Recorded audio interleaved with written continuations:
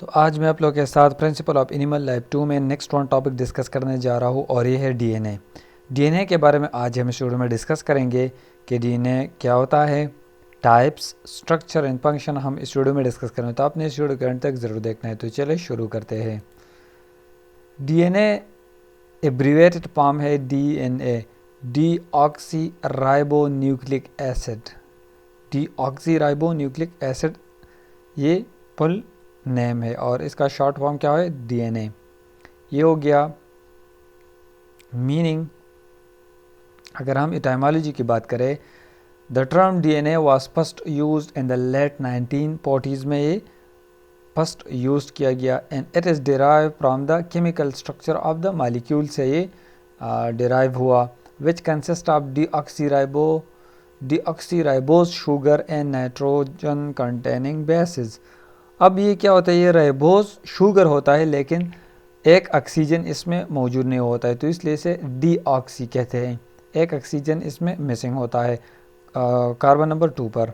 In nitrogen containing basis, और इसमें जो बेसिस नाइट्रोजनस बेसिस होते हैं, जो बेसिस होते हैं ये नाइट्रोजन इसमें मौजूद होता है।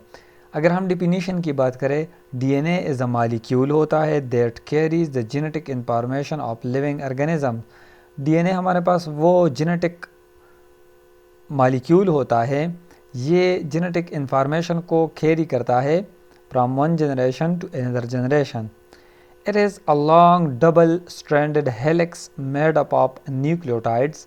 ये डबल स्टैंड हेलिक्स स्ट्रक्चर होता है। डबल स्टैंड का मतलब ये होता है कि ये सीढ़ियों की तरह होता है, लेडर की तरह होता है।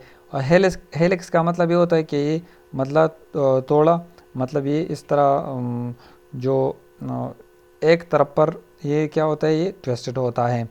मेड अप ऑफ न्यूक्लियोटाइड से ये मिलकर बना होता है। अब एक न्यूक्लियोटाइड्स में क्या होता है, ये राइबोज शुगर होता है, फॉस्फेट ग्रुप भी इसके साथ अटैच होता है, ठीक है, एंड ये nitrogenous base adenine guanine cytosine ये भी इसके साथ अटैच होता है, और ये एक दूसरे के साथ बॉन्ड बनाते हैं, तो हाइड्रोजन बॉन्ड। तो इसकी हेल्प से इसने हेलिक्स स्ट्रक्चर बनाया है। Which are the building blocks of DNA. ये सब क्या होता है, ये nucleotides building blocks of DNA होता है, मतलब ये सब डीएनए में मौजूद होता है। अगर हम एक्सप्लेनेशन की बात करें, DNA is located in the nucleus of eukaryotic cell.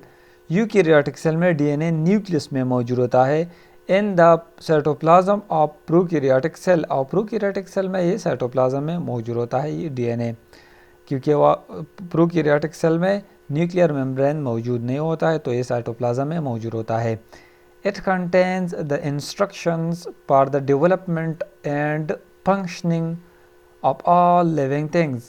अब ये डीएनए क्या करते हैं, ये इंस्ट्रक्शन देते हैं जितने भी development and functioning of organism होता है, इनसाइड ऑर्गेनिज्म जितने भी काम होते हैं या इसमें डेवलपमेंट होता है या जो भी इंस्ट्रक्शन होता है, जो भी हिदायत होता है, ये सब कंट्रोल करता है या कमांड देता है, ये डीएनए में ये स्टोर होता है पहले से। and it is responsible for passing on genetic information। और ये भी रिस्पॉन्सिबल होता है ताकि ये जेनेटिक इंफॉर्मेशन कैरी कर सके from one generation to the next generation, और फ्रॉम पेरेंट टू ऑफस्प्रिंग। ये कैरी करता है ये इंफॉर्मेशन, ये इंस्ट्रक्शन, ये ट्रेड्स, ये करेक्टरिस्टिक्स।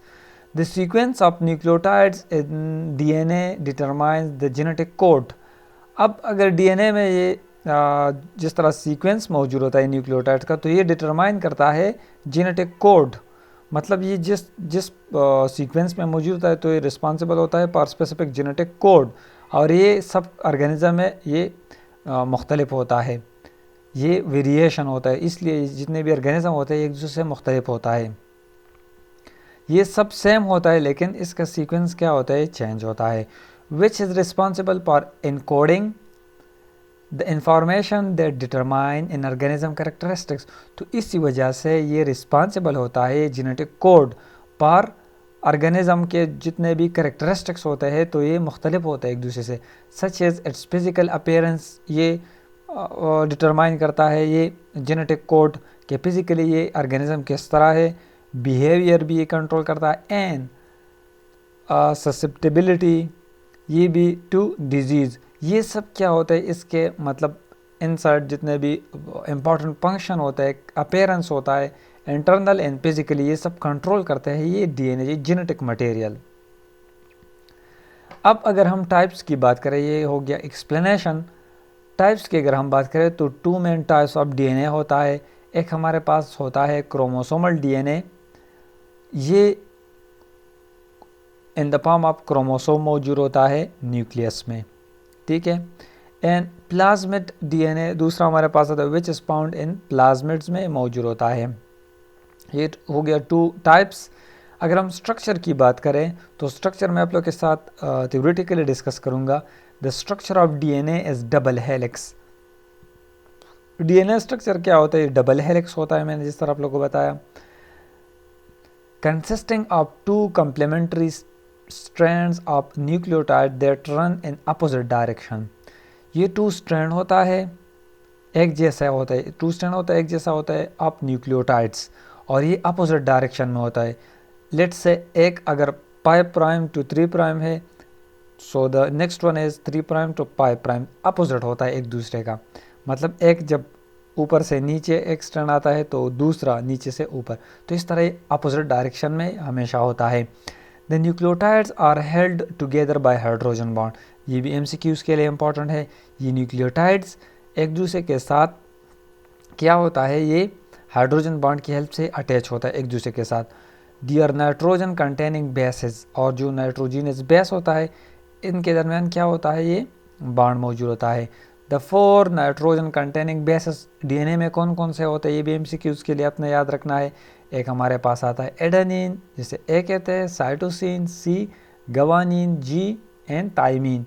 और आरएनए केस में क्या होता है, आरएनए में यूरासिल भी मौजूद होता है। The specific sequence of these nitrogen containing bases determine the genetic code. अब ये सब क्या होता है, ये सीक्वेंस ये कोड करता है, ये जेनेटिक कोड मतलब ये डिटरमाइन करता है, ये 4 न्यूक्लियोटाइड्स ये जेनेटिक कोड को क्या करते हैं, डिटरमाइन करते हैं। ये सीक्वेंस ये कंट्रोल करता है ये सब जितने भी ट्रांसक्रिप्शन होता है, ट्रांसलेशन, तो ये रिस्पॉन्सिबल होता है। अगर हम फंक्शन की बात करें, the main function of DNA क्या होता है, is to store and transmit genetic information from one generation to the next generation. अब अगर हम इम्पॉर्टेंट फंक्शन की बात करें डीएनए के, तो डीएनए में स्टोर होता है और जितने भी जेनेटिक इंफॉर्मेशन होता है एक ऑर्गेनिज्म के, तो ये पेरेंट से ऑफस्प्रिंग में ट्रांसफ़र करते हैं और from one generation to another generation ये स्टोर करते हैं, इसमें स्टोर होता है और ये कैरी करता है। This is achieved through the process of DNA replication होता है। डीएनए सबसे पहले डीएनए रिप्लिकेशन होता है, फिर ये जब ये डुप्लीकेट होता है फिर ये नेक्स्ट सेल में जाते हैं और ये मतलब ये कैरी करता है और ट्रांसमिट करता है genetic information. Where the double standard DNA molecule is unwound, मतलब ये अनवांट होता है, मतलब ये एक ब्रेक होता है और इसके साथ दूसरा जो है कम्प्लीमेंट बनाता है, और इस तरह ये रिप्लिकेशन के दरमियान ये प्रोसेस होता है, जिसे सेमी कंजर्वेटिव डीएनए मॉडल भी कहते हैं, वो भी इंशाल्लाह हम नेक्स्ट डिस्कस करेंगे। And each strand serve as a template for the synthesis of new complementary strand. तो जब ये ब्रेक होता है ये हेलिक्स, तो एक भी न्यू स्ट्रैंड बनाता है और दूसरा भी, तो इस तरह ये रिप्लिकेशन प्रोसेस होता है। The resulting double stranded DNA molecule is identical to the original molecule, जैसा ही ये बनता है ये न्यू स्ट्रैंड। अब अगर हम एग्जांपल की बात करें, लेट्स से हमारे पास एक जीन होता है, ये कोड करता है पार्टिकुलर प्रोटीन। डीएनए में जीन मौजूद होता है और ये पार्टिकुलर मतलब ये कोड करता है पार्टिकुलर प्रोटीन, ये genes. The sequence of nitrogen containing bases क्या होता है in the DNA molecule determine the genetic code for the gene. अब ये नाइट्रोजीनस कंटेनिंग जो नाइट्रोजनस बेस कंटेनिंग डीएनए में जो मॉलिक्यूल होता है, एडेनिन, गवानीन, साइटोसिन, आरएनए किसमें साइटोसिन होता है, adenine, guanine, thymine and cytosine, ये सब क्या होता है, ये जेनेटिक कोड के लिए मतलब ये डिटरमाइन करता है genetic code per gene. During DNA replication क्या होता है, the double standard DNA molecule is unwound and each strand serve as a template for the synthesis of new complementary stem। तो जब ये अनवाउंड होता है तो एक ओल्ड स्ट्रैंड होता है, इसके साथ न्यू बनता है, इस तरह दोनों के साथ न्यू स्ट्रैंड बनते हैं। तो इस तरह ये प्रोसेस होता है। The resulting double stranded DNA molecule is identical to the original one, जैसा ही होता है मैं जिस तरह आप लोग को बताया, and contain the genetic information for the protein, और ये प्रोटीन के लिए ये जेनेटिक इंफॉर्मेशन इसमें कोड होता है। The genetic information in the DNA is transcribe into RNA. अब डीएनए में क्या होता है, ये ट्रांसक्रिप्शन होता है, मैसेंजर आरएनए से बनता है, which is then translated into a protein, और ये फिर इसके बाद ट्रांसलेशन होता है। इस डीएनए से क्या होता है, ट्रांसक्रिप्शन होता है, आरएनए बनता है, फिर आरएनए से प्रोटीन, जिसे ट्रांसलेशन कहते हैं। तो ये हो गया, ये जेनेटिक इंफॉर्मेशन ये रिस्पॉन्सिबल होता है for specific type of protein, ये डीएनए इसमें कोड होता है। तो ये प्रोसेस कुछ इस तरह का, जिसे सेंट्रल डोग्मा भी कहते हैं, ट्रांसक्रिप्शन, ट्रांसलेशन, और फिर ये आखिरकार प्रोटीन बनते हैं। तो ये थी अबाउट डीएनए कुछ बेसिक टर्मिनोलॉजीज। उम्मीद करता हूँ कि आप इस वीडियो को लाइक करेंगे, दोस्तों के साथ शेयर करेंगे, और हमारे यूट्यूब चैनल को ज़रूर सब्सक्राइब करेंगे। Thank you so much for watching, bye.